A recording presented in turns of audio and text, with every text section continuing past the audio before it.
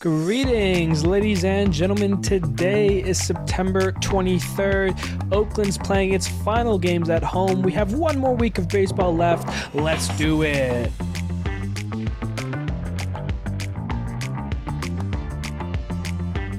Hello, everybody. My name is Steven. This is the middle of the order. How are we doing today? Ladies and gentlemen, 6 months. The season started, and here we are with 6 games left on the calendar to play. 7 days, 6 games, and if you're Cleveland or Cincinnati, so an Ohio-based team, you've got 5 left, and it's coming down to the wire here. You know, we've got nothing is locked into place. All the playoff teams don't have a seed yet. There's no definition 100% in anything, and there are still plenty of teams to play for in the AL. The Braves and Mets are battling this week. There's a lot of great baseball happening this week specifically, which sets up the season finale for the weekend set, Friday, Saturday, and Sunday. Friday's episode, gonna be a great one. You won't want to miss that one, and you don't want to miss this one, so thanks for clicking on the video here.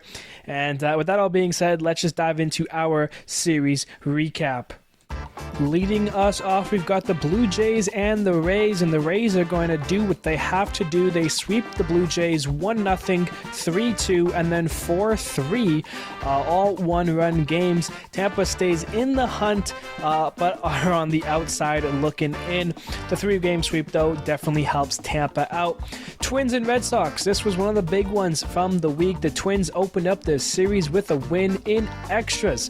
They took a 4-2 win after scoring 3 runs in the 12th, but then rain on Saturday meant doubleheader Sunday, and it was Boston's day to shine. Tristan Casas, a 3-homer day in the first game, 8-1 Boston, and then in the second game, a 6-run inning helps them win it, 9-3. The Red Sox sweep the doubleheader and win 2 of 3 in the series, and Minnesota not looking good because the Tigers are in Baltimore taking on the O's. The O's dominate in the first game with a 7-1 win.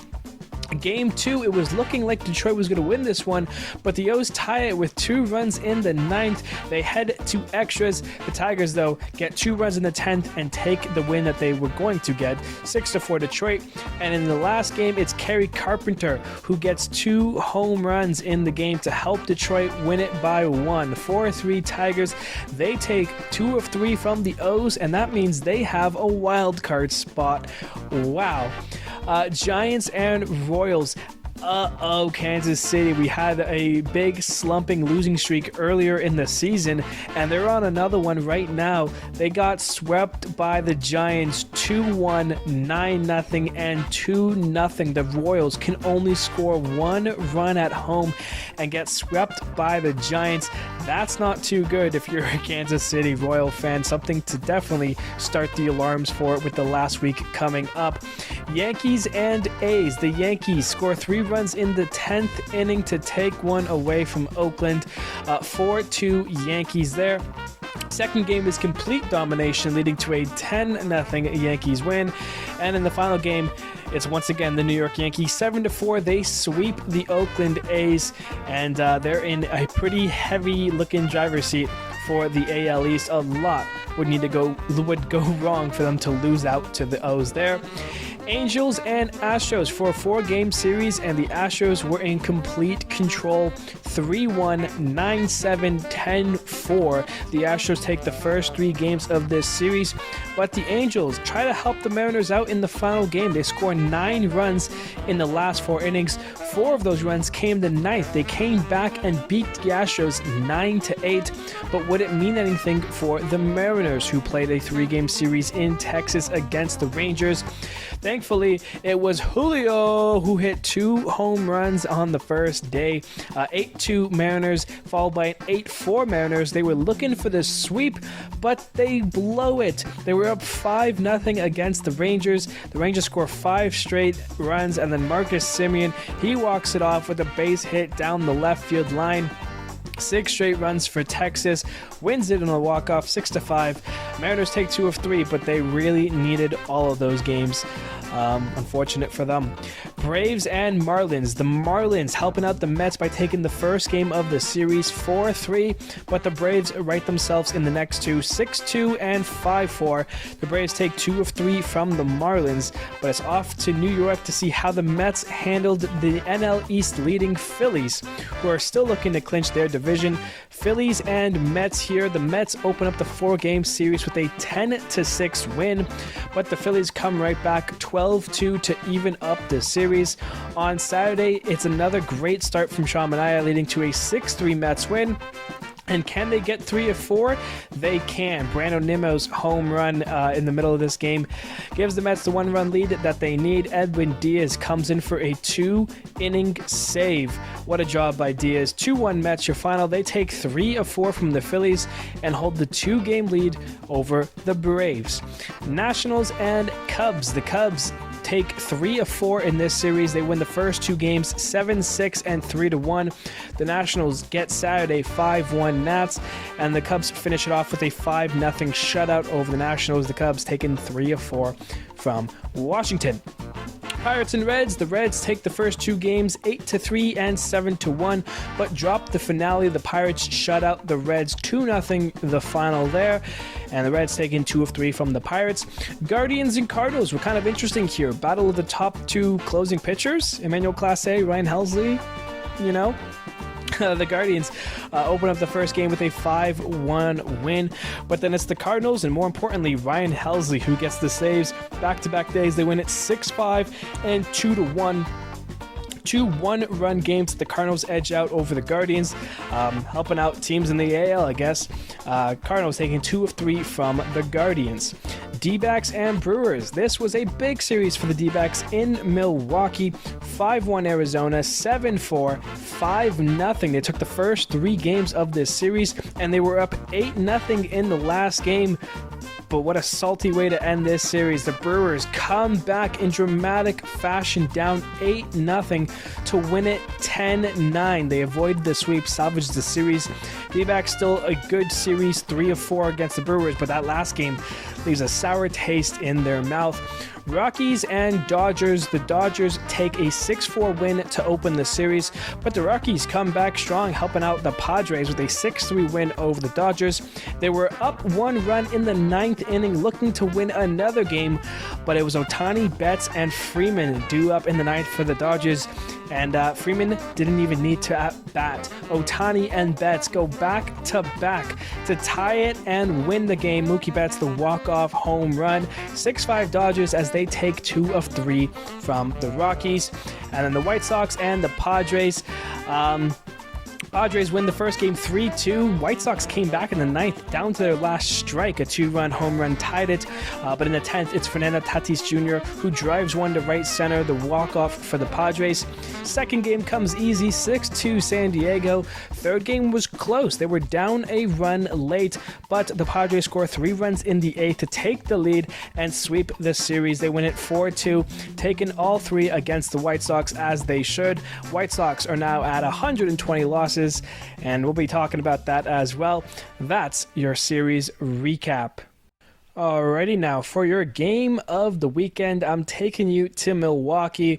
Diamondbacks took the first 3 games looking for the sweep here. We're at Sunday's game, and it starts in the top of the first right away. Ketel Marte, home run number 35. Ketel Marte has 35 home runs. Wow, 1-0 Arizona there.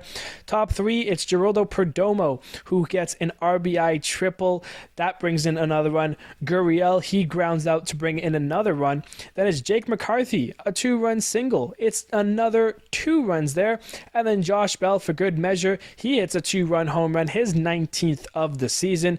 And if you thought they were done, they weren't, because then it's Eugenio Suarez, his 29th home run on the year.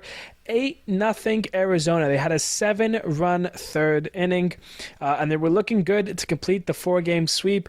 Bottom of the third, it's the Brewers' time to score. Blake Perkins gets an RBI single to make it 8-1. Then bottom 4, it's another 2-run. Sal Frelick, an RBI double, and then Joey Ortiz with the sac fly, 8-3. Diamondbacks still leading here. Bottom 6 now, Jackson Chourio, another single, another RBI, 8-4, as they cut the lead in half. Then it's the bottom of the 7th. Rhys Hoskins, he doubles in a run to make it 8-5, and then Willy Adames hits a ground rule double, and it's 8-6. Milwaukee on the verge of coming back. Just for good measure, the Diamondbacks would get an insurance run. In the top of the 8th, Randall Grichuk singles a ball to right field, and that makes it 9-6. A 3-run lead with 6 outs to go. Enter the bottom of the 8th. Garrett Mitchell, an RBI single, followed by Rhys Hoskins, a 2-run single. That's right, we're tied 9-9.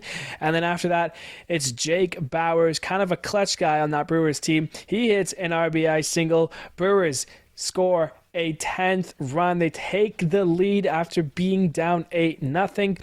In comes Devin Williams. He strikes out 2 batters in his inning, and the Brewers defeat the Arizona Diamondbacks and complete one of the biggest comebacks of the season. 10-9 Milwaukee from down 8-0. That's your game of the weekend. So now let's dive on into the baseball news, and we're going to start by talking about the new clinches that we need to go over. We had 4 clinch last week, and the Phillies are clinching a playoff spot this week, over the weekend, I should say. They're now only one game away from their NL East division. The first time, I don't remember the last time a team not named the Braves won the NL East, but they are sitting at a magic number of 1, so they just need to win one of their last 6 or have the Mets lose one of their last 6. Otherwise, it's the Phillies, so they most likely will have the NL East division when we come back on Friday. And speaking of divisions, we knew the Guardians clinched last week, but now they officially have the AL Central. And it's pretty confidently at this point that they will have one of the top 2 seeds in the AL, resulting in a first round bye. So a great season for the Guardians. Hopefully that first round bye isn't going to screw them over. But those are the only 2 clinches that had happened this weekend for divisions or for playoff spots. So more to come for sure, especially this week, and potentially, of course, the final weekend of baseball will have the remaining whatever needs to be clinched decided, and that is how that will go. Teams that got eliminated this past weekend, we had a good amount here. It's the Blue Jays, the Rangers, the Cardinals, and the Cubs. Cardinals and Cubs, 2 kind of surprising teams. You know, people at the beginning of the season, of course, with the Brewers. We've mentioned in the Brewers in the last episode how, you know, they kind of surprise everyone with their offense and their pitching staff. The division was supposed to go to one of the Cardinals or Cubs. That was supposed to be the battle. The Cardinals fell apart once again, dealt with injuries, traded away players. Cubs, kind of the same thing. Both are still promising teams for next season, just didn't have enough this season, and unfortunately will not be in the postseason. Rangers and Blue Jays are a little bit more interesting on the other side. Texas Rangers, they were the 2023 World Series champions. They will not get a chance to defend their title. The season went awry, and you can't even point fingers because it was just a really weird season. Obviously, DeGrom and Scherzer, 2 of their guys in the rotation, they weren't around much, and you can point to injuries and point to kind of what happened, but at the end it came to a slow start. And we got to a point where, in May, June, where it was like, okay, one of these Texas teams, they're both kind of getting hot, but one's going to stay hot. Ended up being the Astros, and the Rangers kind of fell back down to earth here and just kind of struggled this season. And the same could be said for the Blue Jays. The Blue Jays were supposed to be one of those teams that kind of, were in the hunt for their division and definitely a wild card spot.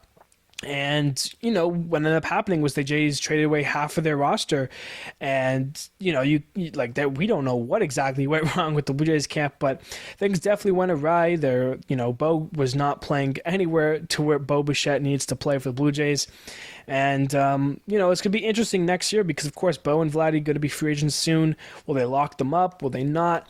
There's definitely questions to be answered for the Blue Jays because their window is pretty close to closing. So if they don't do anything soon, the Jays will have a couple of years of mediocrity coming up. So those were the teams, though, that got eliminated. All 4 teams, could have been top-tier contending teams for the postseason, but just didn't have it this year, and that's just the way it goes sometimes. That's sports. what teams are going right for, though, and let me tell you, there are some teams right now who are doing the right thing. I want to look at this AL West the AL wild card, because things are getting crazy here.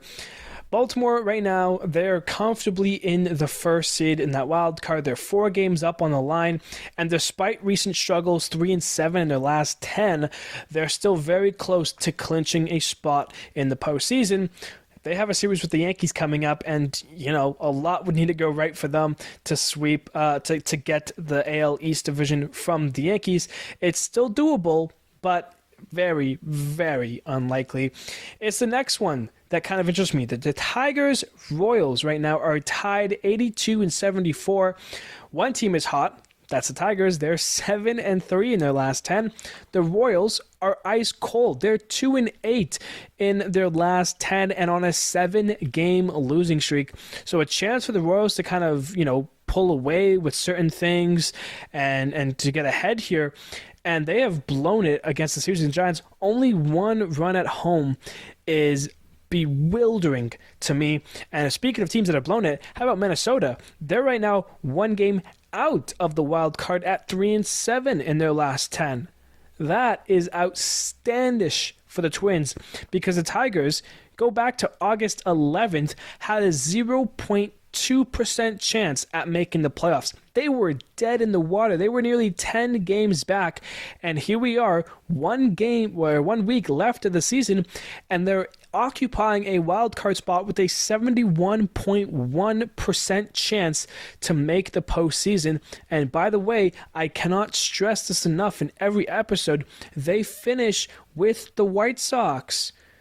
So right now, the Royals and Twins, one of these teams need to get hot. They don't face each other anymore. There's no battling. It's basically win your games and hope the other team loses.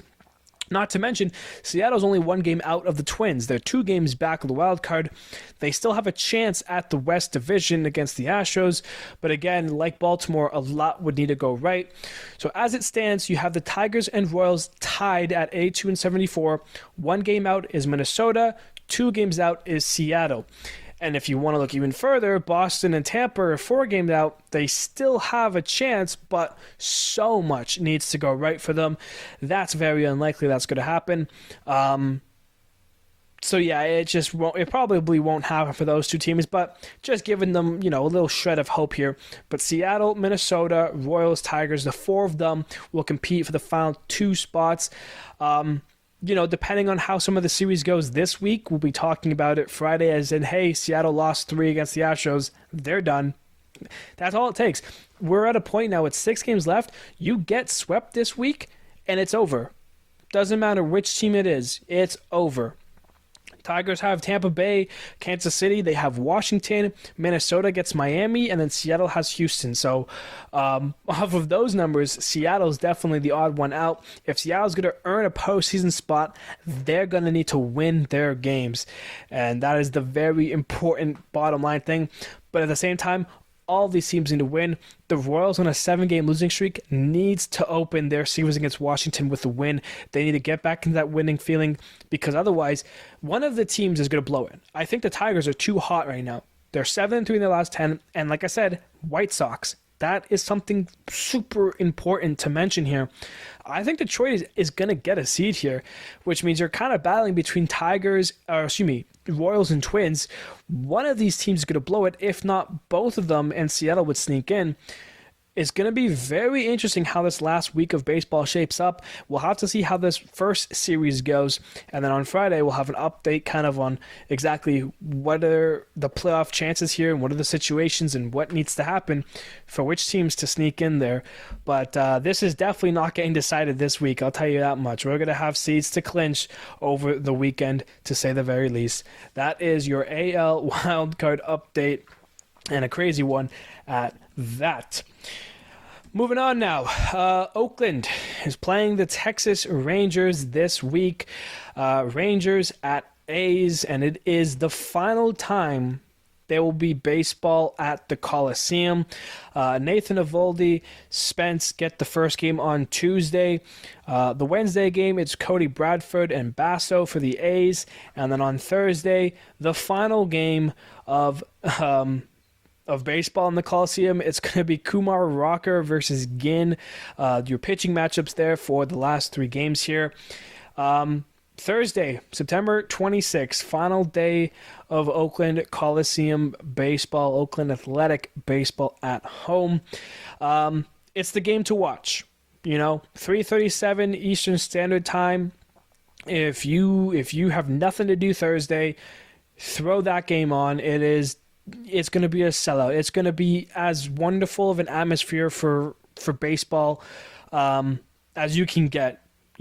This weekend was a great number for attendance. It was the highest attendance number and attendance average since 2015 for not the last weekend of baseball. It was, baseball is hot. People love it. People are caring. People are coming out to watch their teams, support their teams. And Oakland's going to have one last hurrah. I'm sure all 3 of these games will have a lot of attendance, but that last game, I know it's a sellout. I was just looking for tickets for fun to see. It says sold out. You can't buy a ticket. I'm expecting 40 plus people there to support the Oakland Athletics one last time. It's going to be great to watch on TV, and I'm excited for it. Oakland Athletics baseball one last time in the Coliseum this Thursday. But of course, their final homestand as a whole. It's going to be pretty sad. And definitely something that we'll be talking about once again on Friday and seeing how, the series goes. And hopefully Oakland can sweep it, or hopefully they can, come away with the win on the last day, because that would obviously be super fun and obviously a nice send-off for the fans. In other news here, just to kind of bring up everything here, Darvish became the first Japanese-born player to record 2,000 strikeouts, a huge honor. I feel like Darvish has been in the game since I started watching baseball, since I started caring about it. He was with the Rangers, spent some time with the Dodgers, the Cubs. And he's been killing it with the Padres for the last couple of years. And he's been a name that I've known for a long, long time. A great player and, known for his 9-10 selections of pitches to throw. He's been an ace for a long time, and it's a huge honor for him. So congrats to you, Darvish. The White Sox have tied the modern-day record for most losses in a season at 120, and they have 6 games left. If they want to get to 40 wins, they would need to go 4-2 in their last 6. They have a series against the Angels, who are the second worst team in baseball. It's super likely that they will not get 40 wins this season, which is absolutely crazy. And of course, if the Angels beat them one time in these next 3 games, they will hand them the most losses, and they will hold the record in MLB for the most losses in a single season in the modern day era. Not the record you want to hold. White Sox atrociously bad. This season has been awful, and it only makes you wonder, with them saying they want to shed payroll next year, how bad are they going to get next season? Because then you got to ask a lot of questions about the Chicago White Sox, and not good ones. CJ Abrams, he was optioned to Triple-A. I saw this news first and thought, what? I was so confused because obviously Abrams is one of their better players on that Nationals team. And then news broke that he spent a night at the Bally's Casino and only left after 8 a.m. And of course, the Nationals that day had a 1 p.m. game in Chicago. Not a great look at all. Not sending him down as kind of a punishment. And obviously, that's the team. You can't do that. I disagree. You got a week left. Then you can go spend as much time at the casino as you want. But, players stick to rituals. Players have curfews. And also, how are you spending, 7+ hours at the casino? That blows my mind as well. I doubt CJ Abrams will get recalled for the rest of the season. Only a week, 6 games. Do you really bring him up after that? So we'll see what ends up happening there, but that is definitely some big news from the weekend. And the last bit of big news is that the Reds have fired David Bell as their manager. I kind of did not see this coming. But then again, the Reds have kind of had the pieces in place for the last 2 years here, and they just haven't been able to get past some of the teams that, keep them in the dirt and keep them from reaching the next echelon. You have to start wondering, is it David Bell who's to blame here? David Bell's been kind of the manager for the Reds for a long time, really. Most notably, I remember the Pirates and Reds brawl in 2019 with Amir Garrett. David Bell was a big piece in that. I've always appreciated David Bell as a manager. I thought he was a great manager. Always stood up for his players. How many times did he get ejected? He gets fired up and protects his team. And that, for me, is a big thing for a manager and a key thing. So it is sad to see him go. Hopefully he can maybe land on his feet with another team. Love seeing him in the dugout for Cincinnati. One of the reasons I do like the Reds. And that's it for the baseball news from the weekend. So, continuing on with the episode now, let's take a look at the hot and colds from the week. The last time we'll have hot and colds this year. Kind of the last Monday episode, really. Oh, no, we'll do the one next week as well for the season recap and wildcard previews. Ohtani. Believe it or not, the guy who does 50-50 this week is hot. 16 for 32. That's right, he was 500 with 2 doubles, 6 home runs, 17 RBIs in a week, 11 runs, 7 stolen bases, a 1.668 OPS. Those are video game numbers. You can't make that up. An incredible week from Ohtani. And if that goes to show you, the next guy up here, Matt Olson, 9 for 22 with 4 home runs, 11 RBIs, 6 runs, 9 walks, and 1.536 OPS. Kyle Tucker, 11 for 21, a double, 2 home runs, 4 RBIs, 6 runs, 6 walks, a 1.487 OPS.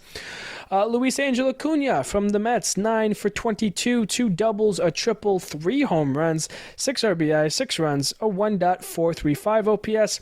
And lastly, Michael Harris from the Braves, 15 for 33, a triple, 4 home runs, 7 RBIs, 9 runs, a 1.365 OPS. And special mention, Ketel Marte, he had a great week as well, 4 home runs for him. Flipping it to the cold side now, Keibert Ruiz, 2 for 23 with 5 strikeouts. Yikes. Carlos Santana with the Twins, 3 for 29 with 8 strikeouts. Oof. Zach Geloff, 3 for 22 with 10 strikeouts. Jazz Chisholm, 2 for 19 with 7 Ks. And then Michael Toglia from your Rockies, 3 for 22 with 13 strikeouts. So some not good stuff there for those players. Moving on now, we've got our injury updates from the week here. The weekend, I should say. Rafael Devers, he's done for the year. Anyone who is being listed now is done for the year. There's 10-day IL, and there's not 10 days left. So Rafael Devers, Rob Refsnyder, Sonny Gray, and Max Scherzer will be shut down for the rest of the season, obviously. Unless some miracle for the Red Sox, Devers and Refsnyder maybe could return in the postseason if the Red Sox make it, but very unlikely. So the 4 of those players will end their 2024 campaigns. That's the news there for the injury updates. Moving on, we have our outstanding performances from the week here, from the weekend. I keep saying week. It's the weekend that we're coming back from. Short list here. Brennan Pfaadt, 7 innings pitched, 2 hits, an earned run, no walks, and 12 Ks as he tries to get ready for the postseason if the D-backs can make it. Of course, he had a great run with the D-backs last year in the postseason. 7 innings, 2 hits, 12 Ks is as great as it gets. Nick Martinez, 6 innings pitched, 2 hits, no earned runs, no walks, 9 strikeouts. Corbin Burns, 7 innings pitched, 3 hits, no earned runs, 3 walks, and 8 Ks. Joe Musgrove, 6 innings pitched, 4 hits, no earned runs, no walks, and 9 Ks. Garrett Cole, 9 innings pitched, 2 hits, an earned run, a walk, and 7 Ks. Was not a complete game, though, because they did go to extras in this game, but Cole pitches 9 outstanding innings for the Yankees. Mackenzie Gore, 7 innings pitched, 1 hit, 1 earned run. Flirted with a no-hitter in this game. 3 walks and 9 strikeouts for Gore. Paul Skeens, 5 innings pitched, 2 hits, no earned runs, no walks, and 9 Ks. If that was the last Paul Skeens start, his ERA is now at 1.99. Outstanding year for Skeens, and right now the most likely rookie of the year. And then Blake Snell rounds off the list. 6 innings pitched, 2 hits, no earned runs, 1 walk, and 9 Ks as the Royals struggled against him alongside other giant pitchers from the weekend here. So Not a great look for Kansas City, and those are your outstanding performances. So now we'll take a look at the standings check here and get through what is the rest of things to play for here. So in the AL East, the Yankees are at 92 and 64. The Baltimore Orioles are at 86 and 70. The difference, 6 games. So there's 6 games left. So what exactly would need to happen? Well, Baltimore would need to win their last 6, and the Yankees would need to lose that last 6. Obviously, they play each other this week, so if the Baltimore Orioles can sweep the Yankees, then you get to a point Friday where you're saying if the Yankees lose their last 3 games to the Pirates, Baltimore need to win their last 3 games, and then the division would change. Of course, Baltimore already has the tiebreaker over the Yankees, so they would just tie them at 92 and 64. So that's 9 games that need to go right. Baltimore winning 6, and then the Yankees losing the other 3. Very unlikely this happens, so I think coming Friday, unless Baltimore does sweep, we'll be saying, hey, Yankees, good job, you got the East, and most likely we'll have a top 2 seed with the Guardians, who already locked up their Central. They're at 90 and 67, 7.5 up over the Tigers and Royals. Safe to say that's good there. And of course, the Royals on that 7-game losing streak, they need to figure it out big time. In the AL West, Houston at 85 and 71, Seattle at 80 and 76. It's a 5-game difference, but the magic number is 1. If Houston wins any of these 3 games this series, then they would have the AL West, and Seattle would have to go through the wild card if they want to stay in the postseason this year. If Seattle happens to sweep the Astros this week, the games back would be 2 games back. Seattle would need to win the 2 and have the Astros lose 1 or lose 2. The Astros have they don't have actually. Mariners have the tiebreaker over the Astros, even despite what happens this series. They've already lost it to the Mariners. So if Seattle just needs to sweep this series against the Astros first things first, and if they can win 2 and the Astros lose 2 in the final week, Seattle would get the division. So Houston's goal, win 1 game this week, and the division is there, something to keep in mind on. The NL East, the Phillies are 5 games up on the Mets, 92 and 64. They've clinched a postseason spot, and their magic number for the division is 1, which means the Phillies have 6 games. They just need to win 1. The Mets have 6 games. They just need to lose 1. Phillies will most likely lock up the East and potentially one of the top 2 seeds and get a bye in the first round. Central's been the Brewers. It's been the Brewers for a while now. We've kind of seen this happening. And lastly, the NL West. The Dodgers, 93 and 63. The Padres, 90 and 66. 3 games back. And guess what? They have a 3-game series. Padres 8 and 2 in their last 10. They're hot.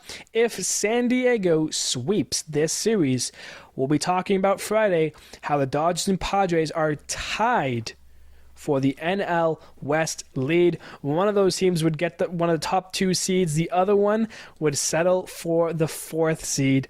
And the Padres have the tiebreaker. So the Dodgers would need to outplay the Padres in the final weekend of baseball. Of course, that is if the Padres sweep the series. Even if they take 2 of 3, there would still be 2 games back. There would still be hope for the Padres to get the division. But the big thing for the Padres is to sweep the series. A sweep would put them in first place technically because of the tiebreaker they have. So then it would just come down to making sure they win their last couple of games and the Dodgers lose. So anything could happen in that NL West. In the wild card, we've mentioned the AL East or the AL and what struggles there is there. Baltimore, Tigers, and Royals currently holding it. Twins 1 game back. Seattle 2 games back. Red Sox and Rays on the outside at 4 games back. On the NL side, it's the Mets and the Braves that hold kind of the last seed here. Padres 3 games up on the line. They're looking good to clinch. The Diamondbacks and the Mets are tied. So there is a world where both the Mets and Braves make the postseason and the Diamondbacks get out. And that is if they struggle. So there is that to keep in mind, but of course the Braves and Mets will be beating up on each other this week, so we'll have to take a look at that. The Mets, if they win this series, they would essentially knock out the Braves unless the D-backs struggle against the Giants this week. So there is things to play for the Braves here, the Braves and Mets. Of course, if Atlanta can sweep the Mets, they're at home. On Friday, we'll be talking about the Braves being 1 game up on the Mets in the final seed here, and that's a big difference. So the NL Wildcard, you have 4 top teams here, 3 of which will get in, 1 of which will have to sit out, and it looks like it will come down to Mets and Braves unless the Diamondbacks, just like I said, struggle. So there are things to keep your ears and eyes out for as the last week plays out here. And of course, while doing those standings checks, I said the Yankees have 92 wins, the Dodgers have 93, Phillies have 92. Guess what? There's 6 games left, which means for the first time since 2014, there will be no MLB team that will have 100 wins in a season. So keep that. It's been kind of a closer battle here. No team kind of dominating like we've seen in years past. So the first time in a decade since we had a team not have 100 wins, and here we are 10 years later. So fun. So now let's finish off this episode with the upcoming series and our magic numbers, of course. So the upcoming series, Baltimore in New York to take on the Yankees. We know what this series means. Red Sox at Blue Jays, Rays at Tigers, Reds at Guardians. That's a 2-game series. The Marlins in Minnesota taking on the Twins. Angels and the White Sox for the battle of the worst teams in the AL. Mariners at Astros, Rangers at A's, the Oakland Athletics, the Coliseum one last time, Royals at Nationals, Mets at Braves, that's the big one, Cubs and Phillies, Brewers at Pirates, Cardinals at Rockies, Giants at D-backs, and the Padres at the Dodgers. Of course, the big series here, Padres, Dodgers, Mets, Braves, Mariners, Astros, O's, Yankees, and then, of course, all of the AL Central teams that are fighting for wild cards and such and such. Lastly, here we have our magic numbers. Currently in the AL, the O's and the Astros magic number is 2, which means they can clinch as early as today. Baltimore wins and Minnesota loses. Baltimore clinches. And of course, the Houston, well, I say today, tomorrow, because it's only 4 games today. Houston wins. They beat the Mariners, and that would clinch them as well. So just 3 games there would clinch those 2 teams. Royals and Tigers, they're tied, so their magic number is both 6. For divisions, the Yankees clinching the AL East is 1. As we mentioned, it needs to be 9 games going right for Baltimore, 6 wins, and Yankees 3 losses. And then, as mentioned, the Astros magic number is 2 for their division. A win against Seattle would do it. Losing numbers for the AL, the Rays and Red Sox are 3, Mariners 4, Twins 6. So the Twins are essentially the same as Tigers Royals, and that's because there's a bunch of tiebreakers and stuff, but essentially all 3 of those teams are tied, even though the Twins are 1 game out. On the NL side, the Padres magic number is 1. So a Padres win or Braves loss will seal the fate for the Padres. Diamondbacks and Mets magic numbers are 4. So 2 games going right there. And then the Braves magic number is 6. Of course, they need to win against the Mets. In terms of divisions, Phillies magic number is 1. So there you go. Just 1 win or a Met loss does it for Philadelphia. And then the Dodgers is 4. So if the Dodgers win 2 of the 3 games against the Padres this week, they will clinch the NL West division. Of course, if the Padres take 2 of 3 or sweep the series, things get a little bit more interesting for the final weekend of baseball. And for losing numbers, it's the Braves with 5. So Braves magic number is 6, losing number is 5. Of course, they need a win and take at least 2 of 3, if not sweep the series against the Mets. Those are the big 2, I think. The NL ones, the Mets and Braves, and the Dodgers and Padres, those are the 2 series that are absolute must-watch baseball. So definitely tune in for those games there. And yeah, that will about do it for us here today. Ladies and gentlemen, thank you everybody so much for listening to today's episode. 1 week of baseball left. A lot of great storylines this week particularly. And depending on how these ones turn out, it sets up a weekend that could be full of who knows what happens baseball. Of course, Sunday, the last day of baseball, we'll be talking about that. And the rest of the weekend all on Friday. So stay tuned for that. Ladies and gentlemen, thank you everybody so much. And I will see you on Friday.